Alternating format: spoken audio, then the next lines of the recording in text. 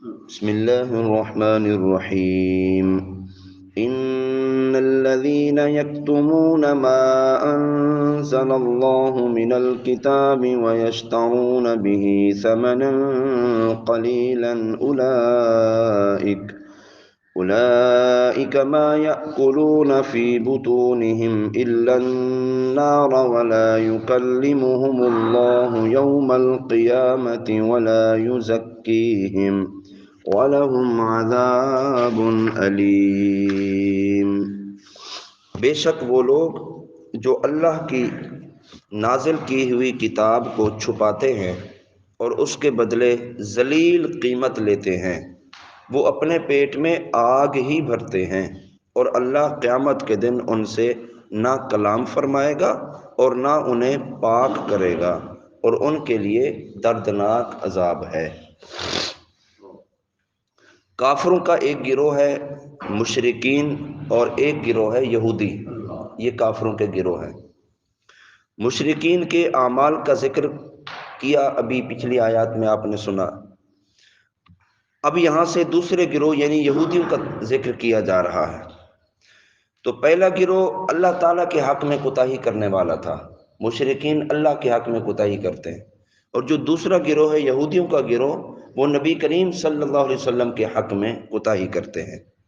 شان نزول یہ ہے کہ یہودیوں کے سردار اور علماء یہ امید رکھتے تھے کہ نبی آخر الزمان ہماری قوم سے ہوں گے، لیکن سرکار دو عالم صلی اللہ تعالی علیہ وسلم آپ تو دوسری قوم سے مبعوث ہوئے، یعنی بنی اسماعیل سے آپ مبعوث ہوئے، تو انہیں یہ اندیشہ ہوا کہ لوگ تورات اور انجیل میں حضور پرنور صلی اللہ علیہ وسلم کے اوصاف دیکھ کر آپ کی فرما برداری کی طرف جھک پڑیں گے، اور ان یہودی علماء اور سرداروں کے نذرانے، ہدیے اور تحائف وغیرہ تو ختم ہو جائیں گے، حکومت جاتی رہے گی۔ تو اس خیال سے ان کے اندر حسد پیدا ہوا، اور تورات میں اور انجیل میں جہاں حضور اکرم صلی اللہ علیہ وسلم کی نعت تھی، حضور کی تعریف تھی، تعریفاتی کلمات تھے، اور آپ کے وقت نبوت کا جہاں بیان تھا، تو ان لوگوں نے اس کو چھپا دیا، لوگوں کو وہ باتیں نہیں بتاتے تھے جو نبی علیہ الصلوۃ والسلام کی ذات کے متعلق تھیں۔ تو اس پر یہ آیت مبارکہ نازل ہوئی اور انہیں تنبیہ کی گئی کہ جو اس طرح کی حرکات و سکنات کرتے ہیں وہ اللہ رب العالمین ان سے نہ کلام کرے گا اور نہ ہی ان کو پاک کرے گا، ایسے لوگوں کے لیے دردناک عذاب ہے۔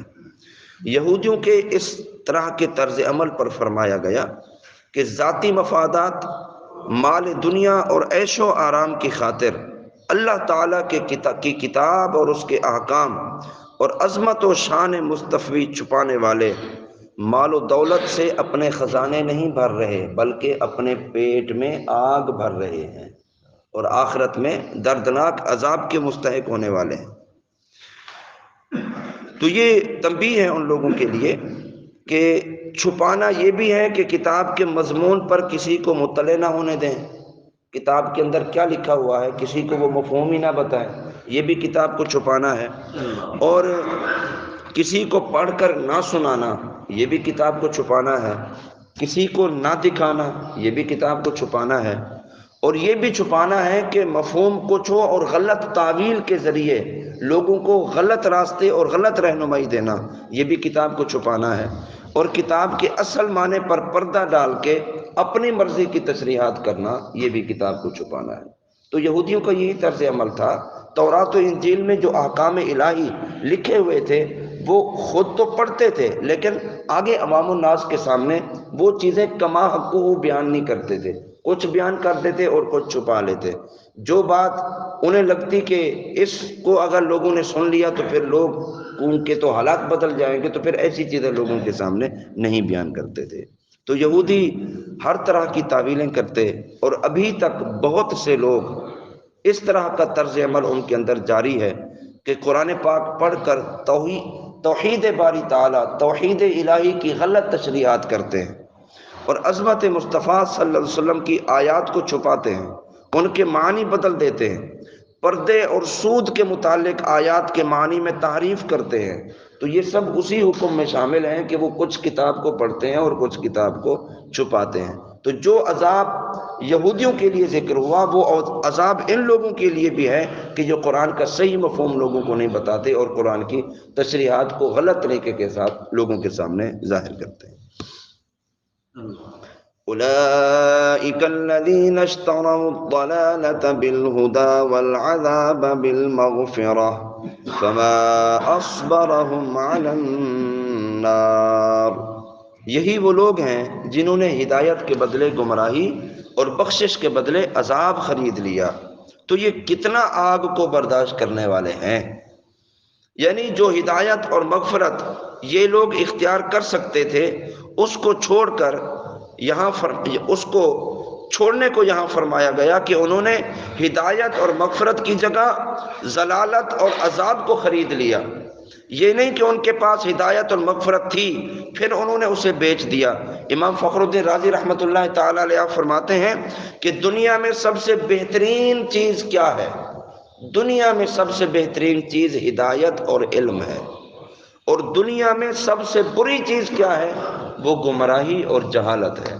ان یہودیوں نے بہترین چیز کو چھوڑ دیا اور سب سے بری چیز کو ان لوگوں نے اپنا لیا اور یعنی اس کو خرید لیا۔ اور اسی طرح فرمایا کہ ان لوگوں نے اپنی جانوں پر انتہائی خیانت کی ہے، اور آخرت میں سب سے بہترین چیز کیا ہے؟ مغفرت ہے، اور آخرت میں سب سے بری چیز اور نقصان دہ چیز کیا ہے؟ وہ عذاب ہے۔ تو ان لوگوں نے مغفرت کو چھوڑ دیا اور عذاب پر راضی ہو گئے، تو بلا شبہ یہ لوگ دنیا میں بھی نقصان اٹھانے والے اور آخرت میں بھی نقصان اٹھانے والے ہیں۔ تو اس آیت میں یہودی علماء کے بارے میں فرمایا کہ انہوں نے مغفرت کے بدلے عذاب کو خرید لیا کیونکہ وہ حق بات کو جانتے تھے، اور انہیں یہ بھی علم تھا کہ سید المرسلین صلی اللہ علیہ وسلم کے اوصاف ظاہر کرنے میں، ان کے بارے میں شبہات زائل کرنے میں عظیم ثواب ہے، اور تاجدار رسالت صلی اللہ علیہ وسلم کی عظمت و شان چھپانے میں اور ان کے متعلق لوگوں کے دلوں میں شبہات ڈالنے کی صورت میں عذاب ہے۔ اس کے باوجود بھی انہوں نے حق کو چھپایا اور جو باطل تھا اس کو پروموٹ کیا اور اس کو لوگوں کے سامنے انہوں نے واضح کیا ہے۔ تو اس لیے تنبیہ کے طور پر یہ آیت مبارکہ نازل ہوئی کہ ان لوگوں نے جناب وہ دنیا کی دولت کے بدلے میں آخرت کو بیچ دیا اور دنیا کی دولت کو خرید لیا، تبھی عذاب ان لوگوں کا مقدر ہوا ہے۔ ذَلِكَ بِأَنَّ اللَّهَ نَزَّلَ الْكِتَابَ بِالْحَقِّ وَإِنَّ الَّذِينَ اخْتَلَفُوا فِي الْكِتَابِ لَفِي شِقَاقٍ بَعِيدٍ، یہ سزا اس لیے ہے کہ اللہ نے حق کے ساتھ کتاب نازل فرمائی، اور بے شک کتاب میں اختلاف کرنے والے دور کی مخالفت اور ضد میں ہیں۔ کتاب سے مراد قرآن مجید فرقان حمید ہے یا تورات ہے۔ پہلی صورت میں اختلاف سے مراد یہ ہے کہ نہ ماننا، یعنی ان لوگوں نے کتاب کو مانا ہی نہیں، اور دوسری صورت میں اس سے مراد یہ ہوگا کہ صحیح طور پر نہ ماننا، انہوں نے کتاب کو قبول تو کیا لیکن صحیح طور پر کتاب کو یہ لوگ مانے نہیں ہیں، کیونکہ یہودی قرآن پاک کو تو بالکل نہیں مانتے اور تورات کو ماننے کے دعوے دار تھے، مگر تورات کو صحیح طور پر انہوں نے نہیں مانا جس طرح اس کو ماننے کا حق تھا۔ ورنہ حضور اکرم صلی اللہ علیہ وسلم پر ایمان لے آتے، کیونکہ قرآن نے بھی یہی درس دیا کہ حضور پر ایمان لاؤ، تورات و انجیل میں بھی یہی تھا کہ نبی آخر الزمان پر تم نے ایمان لانا ہے۔ ایک قول یہ ہے کہ یہ آیت مشرکین کے حق میں نازل ہوئی، اس صورت میں کتاب سے قرآن ہی مراد ہوگا، اور اس کا اختلاف یہ تھا کہ ان میں سے بعض لوگ قرآن کو شعر کہتے تھے، بعض کہتے تھے کہ قرآن جادو ہے، بعض کہتے تھے کہ یہ قرآن من گھڑت کہانیاں اور قصے ہیں، تو اس لیے ان کے بارے میں کہا کہ ان لوگوں نے قرآن پاک کو صحیح طور پر نہیں ماننا ہے۔ بہرحال اختلاف یہودیوں اور مشرکین کا رہا، مسلمان کا تو اس میں کوئی اختلاف نہیں، مسلمان تو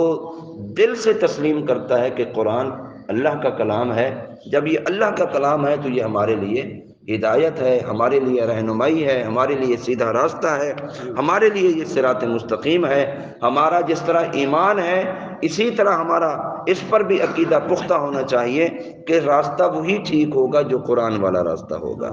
اگر قرآن سے بھٹک کر ہم دوسرے راستے پر چل رہے ہیں تو پھر اس کا مطلب ہے ہم بھی گمراہی کے راستے پر چل رہے ہیں۔ تو قرآن یہ سیدھا راستہ دکھاتا ہے، سیدھا راستہ بتاتا ہے۔ قرآن سے جڑے رہنے سے ہی جناب انسان کی دنیا اور آخرت کی کامیابی ہے۔ اللہ تعالی ہم سب کو قرآن پر کامل ایمان بھی نصیب فرمائے اور قرآن پاک کے احکامات پر اللہ تعالی ہمیں عمل کی توفیق بھی عطا فرمائے۔ وما علینا الا البلاغ۔